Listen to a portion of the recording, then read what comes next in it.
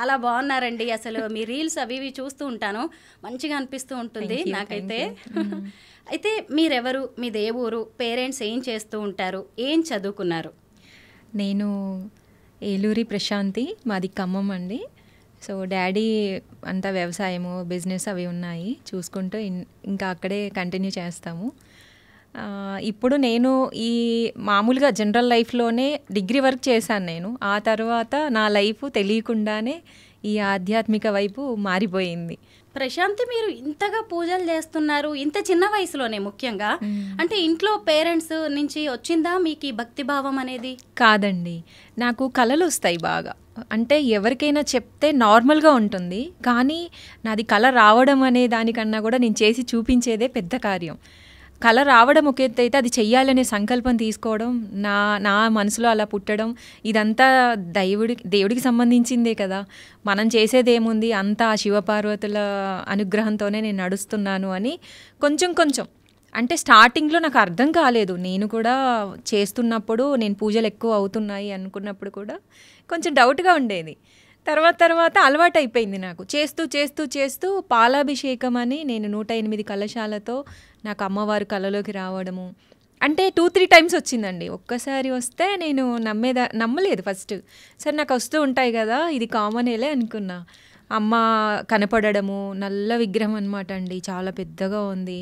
నేను ఆవిడే ఉంటే ఏటో చూడకుండా వెళ్తే ఆవిడ పిలిచినట్టు, పాలాభిషేకం జరిపించవేంటి అని అంటే నేను ఎలా చేస్తానని అనడము, నీ చేతిలో చూడు అనగానే నా చేతిలో పాల బిందె రావడము, నేను ఆవిడకి పోస్తే అయిపోయింది కదా అంటే వెనక్కి తిరిగి చూడు ఇంకా ఆడపడుచులు వస్తున్నారు అని, ఏదో మన ఇద్దరం ఎలా మాట్లాడుకుంటున్నామండి అలా వచ్చింది అమ్మవారు.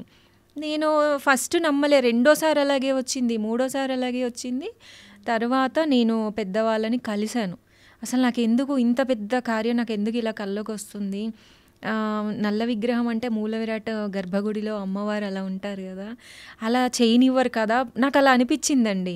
నాకు అలా వస్తుంది కదా, ఒకవేళ అమ్మ నాతో ఏమైనా చేయించుకోవాలనుకుంటుందా, నేను చెయ్యాలనుకుంటున్నాను అని అడిగితే, ఆ పీఠాధిపతులు అడిగితే నేను అప్పుడు చెప్పారనమాట, నీతో ఏదో కార్యం చేయించాలనుకుంటుందమ్మా అమ్మవారు, నువ్వు ఆవిడ ఏం చెప్తుందో నువ్వు అది చెయ్యి అని చెప్పారు.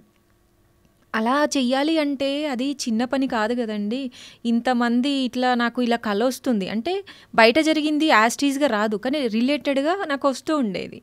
నేను తర్వాత అర్థమైంది, ఎప్పుడైతే ఆ గురువు గారు చెప్పారో నీ నుంచి ఏదో కోరుకుంటుంది, నువ్వు చేస్తూ వెళ్ళమ్మా, నువ్వు ఎలా చేయాలని నువ్వు ఇప్పుడు భయపడకు, వచ్చిన అమ్మకు తెలియదా నీతో ఎలా చేయించుకోవాలో అన్నారండి.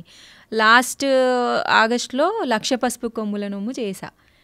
అది చాలా హిట్ అయింది. నేను అనుకోలేదు, నాకు అనిపిస్తుంది అంతే, అదేదో చెయ్యాలనో ఇంకోటి అనుకోనో కాదు, చేసేసాను అంతే. ఇంకా చాలా హిట్ అయింది అది, చాలామంది రావడము, తెలిసిపోయాను నేను అందరికీ. ఆ తర్వాత వచ్చింది, ఇది ఆగస్టులో వచ్చింది, నేను డిసెంబర్లో ఆ కార్యం చేశాను. అంటే ఎంత గ్యాప్ ఉందండి, 5 months గ్యాప్ ఉంది. ఆ పూజ అయిపోయిన తర్వాత అలా గౌరీదేవిలాగా రావడము, నాకు ఇలా చెప్పడము, ఇవన్నీ నేను ఎలా చేయాలనుకునేటప్పటికి నిజంగానే ఆ గురువుగారు చెప్పినట్టు ఆ కార్యం కూడా అయిపోయింది. అసలు అంత పెద్ద దైవకార్యం నేను చేయగలిగానా అని అసలు మామూలుగా ఆనందం కాదు కదండి. ఇలా ఎవరికి వస్తుంది ఆ అదృష్టం, ఎక్కడ ఎలా మొదలు పెట్టాలి అనుకున్నాను నేను, అది అయిపోయిన తర్వాత నేను చూసుకుంటే నేను ఇంత చేశానా, ఇది నేనేనా చేసింది అని చాలా ఆనందంగా ఉండేది నాకు. ఇప్పటికీ కాదండి, నా జన్మలో మర్చిపోలేను ఇంకా నేను ఆ అదృష్టాన్ని మాత్రం. మీ ఇష్ట దైవం ఎవరు, మీరు ఎక్కువగా ఎవరికి పూజలు చేస్తూ ఉంటారు? ఇష్టదైవము అందరూ ఇష్టమే అండి. గణపతి దగ్గర నుంచి దైవం అనేది ఒక్కటే, రూపాలు వేరు, అమ్మ రూపాలు వేరు. అమ్మని బాగా కొలుస్తాను. నాకు ఎప్పుడైతే నేను ఇప్పుడు సపోజ్ ఒక పూజ చేయాలి అనుకుంటే ఆరాటి పడతాం, ఒకటి ఉంటుంది ఒకటి ఉండదు అని టెన్షన్ పడతారు కదా ఎవరైనా. లేదు, మనం అన్నీ సరిగా చేసి ఆ పూజలో కూర్చున్నాక కూడా మనము ఫోన్ చూస్తూనో లేకపోతే ఎవరితోనో మాట్లాడుతూనో లేదంటే మన కాన్సన్ట్రేషన్ ఇంకొక చోట ఉండో, అలా ఉండదండి నాకు. సో నేను ఏది పెట్టామా ఏది పెట్టలేదా అనేది కంటే కూడా నేను సరెండర్ అయిపోతా గాడ్కి. నాకు ఇష్టం, ఎందుకు ఇష్టమో మీరే కాదు, ఇంకా నాకు నా జీవితాంతం అడిగినా దానికి సమాధానం లేదు నా దగ్గర. ఎందుకు ఇలా చేస్తున్నావు అని అంటే చెయ్యాలనిపిస్తుంది అంతే, చేయకపోతే నాకు నచ్చదనమాట, ఇంకా ఉండలేను నేను, నాకు ఏదైనా అనిపిస్తే. అలా ప్రతి దైవానికి మెయిన్ శివపార్వతులండి, సృష్టికి వాళ్ళే కదా. నాకు ఆ తండ్రి కల్లోకి వస్తాడు, ఆ తల్లి కల్లోకి వస్తుంది, ఇంతకంటే దైవం ఎక్కడ ఉందండి, అందరూ వాళ్ళే, మనము వాళ్ళే. నేనైతే అలాగే ఫీల్ అయ్యి చేస్తూ ఉంటాను. మీరు కార్తీక మాసంలో చేసిన రుద్రాభిషేకం కావచ్చు, శివపార్వతుల కళ్యాణం చాలా బాగున్నాయి. అలాగే మీ చేతులతో చేసిన శివలింగము, మళ్ళీ ఆ శివలింగాన్ని నిమజ్జనం చేయడం, ఇవన్నీ కూడా చూడడానికి బాగున్నాయి. ఇలా చేయమని ఎవరైనా చెప్పారా? కళ్ళకు వస్తుందండి, అంత నా మైండ్ సెట్. నాకు ఎవ్వరూ చెప్పరండి. ఇక్కడ నేను ఇంకొకటి ఏం చెప్పాలంటే, మామూలుగా పూజలు చేస్తే వేదాలు నేర్చుకొని, మంత్రాలు నేర్చుకొని, పెద్ద పెద్ద పూజలు చేయడానికి ఇంట్రెస్ట్ ఉంటుంది అని అంటారు కదా. నిజంగా నా అంతటా నేను ఎదుగుతూ ఎదుగుతూ డే బై డే ఇయర్స్ అలా అలా నేను చేసుకుంటూ వచ్చానండి. ఏ గురువు నేర్పించింది కాదు, ఏ వేదం నేర్చుకున్నది కాదు, ఏ మంత్రాలు నేను చదివింది కాదు, కానీ దేవుణ్ణి చేరగలిగాను. అంటే నా భక్తి, నా కష్టం, నా శ్రమ, నేను ఎంత పెడుతున్నాను అంటే డబ్బు అది కూడా కష్టం కూడా పక్కన పెట్టండి, నీ ఇష్టమే చేస్తున్నావు, కానీ మనసు అది మనం దేవుడి దగ్గరికి చేరినప్పుడే మనకి ఇలాంటివన్నీ జరుగుతూ ఉంటాయి.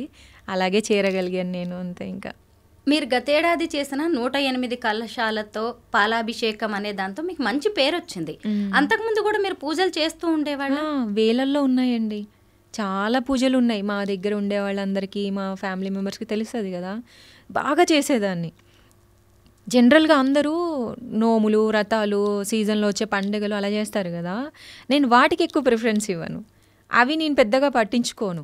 నాకంటూ ఒక రోజు వస్తుంది, నేనేం చెయ్యాలి అనేదే నేను ఒక రోజు వస్తుంది.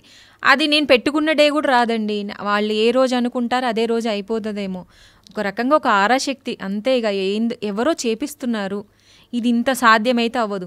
డబ్బు డబ్బు అంటారండి. ఫస్ట్ డబ్బు ఎవరి దగ్గర లేదు, ఎవరు చేయలేరు చెప్పండి ఈ రోజుల్లో, అందరూ చేయగలరు. ఇక్కడ కనబడేది ఏంటి, డబ్బు కాదు కదా. నేను అసలు ఎలా చేస్తుంది, ఎలా చేయగలుగుతుంది. ఆ వన్ డే ఉంటుంది నా పూజ మొత్తం, చిన్న పూజలు ఉండవు. వన్ డే మొత్తం ఉపవాసం ఉంటాను నేను, మామూలు ఎప్పుడు చేయను ఉపవాసం. మరి ఎలా ఉంటానో తెలియదండి, ఆకలేదు, దాహం వేయదు, ఎవరెంత చెప్పినా పండు తినన్నా తిననండి, కానీ ఎంత ఎనర్జెటిక్గా ఉంటానంటే నాకే అనిపిస్తుంది నాలో ఎవరైనా ఉన్నారా, నేనేనా అసలు, ఏంటి ఇలా జరుగుతుంది అని చాలాసార్లు నాకు నేనే ఏడ్చిన రోజులు ఉన్నాయి. అంటే ఒక ఆనందం, ఇంత అదృష్టమా అని చెప్పేసి. మనం దేన్నైనా కొనగలం, దేన్నైనా పని చేయగలం అనుకుంటారు, కానీ దేవుడిది మనం ఎలా చేయగలమండి. మరి అది నా దగ్గరికి ఆ అదృష్టం వచ్చింది అంటేనే ఇంకా నేను అది సరెండర్ అయిపోయా. ఇక రాను రాను నాకు నిజంగా గురువు, వేదం, మంత్రం అంటూ ఉంటే ఇక దేవుడు నేర్పించినట్టే. ఇంకా ఆయనే నా గురువు, ఈ శివయ్యే నా గురువు. ఇంకా అన్నీ ఆ అమ్మే అన్నీ చూసుకుంటుంది. మీరు చేస్తున్న పూజలు కూడా చాలా డిఫరెంట్గా ఉంటున్నాయి. అంటే ఇవన్నీ ముందే దేవుళ్ళు కల్లోకి వచ్చి ఇలా చెయ్యి అని ఆ ఫార్మాట్ని మీకు చెప్తున్నారా? చెప్తారు. అంటే ముందు ఇప్పుడు మొన్న శివుని చేశాను కదా, ఆ శివయ్యది కూడా నేను చేస్తున్నట్టు ఎక్కడెక్కడో వెళ్ళి ఉసుకెలో కూర్చొని, నేను ఆల్రెడీ లాస్ట్ 2 years బ్యాక్ మహాలింగార్చన చేశాము ఇంట్లో. అప్పుడు 365 శివలింగాలు ప్లస్ ఒక పెద్ద శివలింగం చేసి అభిషేకం చేస్తారు. నేను చేసిన తర్వాత సరే నాకు బాగా పూజలు ఇష్టం కదా, అయ్యగారు కూడా 11 days ఉంచుకొని తీసేయమన్నారు. సరే 11 days అయిపోయిందండి కార్తీక మాసంలో, ఇక తీసేద్దాం అనుకొని అందరం ఇంకా అక్క రా వెళ్దాము నీళ్ళల్లో వదిలేసి వద్దాము అనుకున్న టైంలో మామూలుగా టీవీ చూస్తున్నానండి, ఆఫ్టర్నూన్ 3 o'clock అలా అయింది. ఇంకా పనంతా అయింది, ఈరోజు తీసేయాలి అని ఒక 1000 సార్లు అని ఉంటాను శివయ్యని. ఇప్పుడు ఇలా కూర్చొని ఇలా తిరిగి లోపు నేను స్ట్రక్ అయిపోయింది బాడీ, ఈ రైట్ సైడ్ అంతా. అది ఒక రకమైన అనుభూతి, అది మేము చెప్పలేము, ఎక్స్ప్లెయిన్ చేయలేము. మమ్మీ, డాడీ, నేను, మా అక్క మేమే ఉన్నాం. నాకు అప్పటికి చెమట్లు వచ్చేస్తున్నాయి అనమాట. ఏంటి శివయ్యని తీసేద్దాం అనుకుని లేస్తే ఇదంతా తిమ్మిరి వచ్చేసింది రైట్ సైడ్ మొత్తం. ఇది పట్టేసి ఈ హ్యాండ్ ఇలా షివర్ అవుతుంది. నాకు భయం వేసిందండి. కానీ ఇంత పూజలు చేస్తున్నప్పుడు జ్ఞానం ఉంటుంది కదా, సెన్స్ చెప్తుంది. అంటే ఏంటి శివయ్యని తీస్తున్న టైంలో ఇలా అయిందని చెప్పి నేను దేవుడి గదిలోకి వెళ్ళి, సరే నేను తీయను, నీ అంతటా నువ్వు కరిగిపో, ఇంకా నిన్ను తీస్తాననగానే నాకు ఇలా అయింది. వేరే అయితే ఈ ఆలోచన వచ్చేది కాదు. మరి నువ్వు ఉండాలనుకుంటున్నావా తండ్రి, నువ్వు ఉండు, నువ్వు ఎన్ని రోజులు ఉంటా అంటే అన్ని రోజులు పూజలు చేస్తా అన్నానండి. ఇప్పుడు 3rd year కరగాల్సింది పోయి గట్టి రాయిలాగా అయిపోయాడు ఆయన. ఆల్రెడీ నేను ఎప్పటి నుంచో మట్టి శివుడినే పూజించుకుంటా ఇంట్లో. అసలు అంటారు ఆ డేర్ ఎవరు చేయరు, వాళ్ళు నీతో ఎలా ఉన్నాడమ్మా, సృష్టి నీ ఇంటికి వచ్చి కూర్చుంది, ఇంకా నువ్వెవరు, నువ్వు పెట్టినా పెట్టకపోయినా పూజ చేసినా చేయకపోయినా ఆయనకి అవన్నీ ఉండు, ఆయన ఇష్టమై ఉన్నాడు కదా, నేను తీద్దాం అనుకుంటే ఉన్నాడు కదా. సో మీ ఇద్దరికి ఏదో అనుబంధం ఉంది అని చెప్పారు.